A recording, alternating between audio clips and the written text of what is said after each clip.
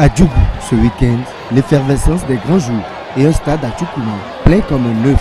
La jeunesse s'y était donné rendez-vous pour ensemble, avec les sages, les femmes et les cadres, prendre acte de l'engagement d'un homme au profit de la cité tout entière. Malik Gomina descendait ainsi dans l'arène et désormais, plus rien ne sera comme avant. Je voudrais, DG Malik Gomina, vous dire que 28 conseillers sur 29 et tous les élus, tous sont mobilisés pour soutenir les actions du chef de l'État. Djougou est uni enfin, Monsieur le Président de l'Alliance ABT. Djougou fait donc bloc derrière ses leaders pour, comme un seul homme, tirer le meilleur de son soutien au programme d'action du gouvernement. Tel est désormais le défi et le seul qui vaille. Les attentes, dès lors, sont bien connues, y compris par un homme qui venait d'entrer solennellement en politique. Nos populations frémissent quand elles apprennent que cette troisième commune ne bénéficiera pas d'un mètre linéaire du projet d'asphaltage.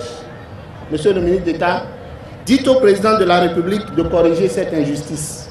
Dites-lui aussi que nous attendons la compensation de la délocalisation de notre centre universitaire. D'une part, les trains en retard et d'autre part, ceux à l'heure. Il y en a justement un certain nombre qu'il ne sera pas superflu de rappeler. Nous saluons à juste titre le bitumage en cours de la route Savalou-Djougou et celle prochaine de Djougou-Badikwara, l'érection de Djougou en chef-lieu de département de la Donga et la nomination d'un préfet. Voilà ce qui est attendu d'un gouvernement, poser des actes et répondre. Et vous pouvez particulièrement être fiers.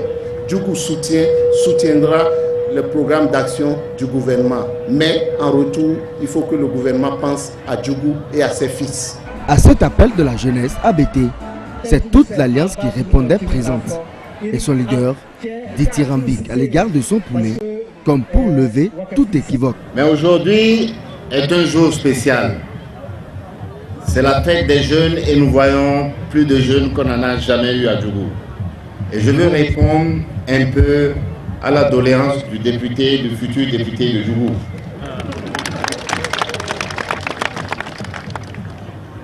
Aujourd'hui, je veux dire à Malik, publiquement, mes félicitations pour tout ce qu'il a fait jusqu'ici et mes encouragements.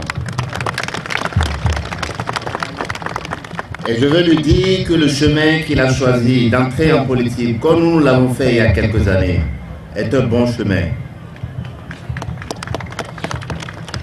Et sur ce chemin, dans cette voie, sur cette route, il aura tout mon soutien.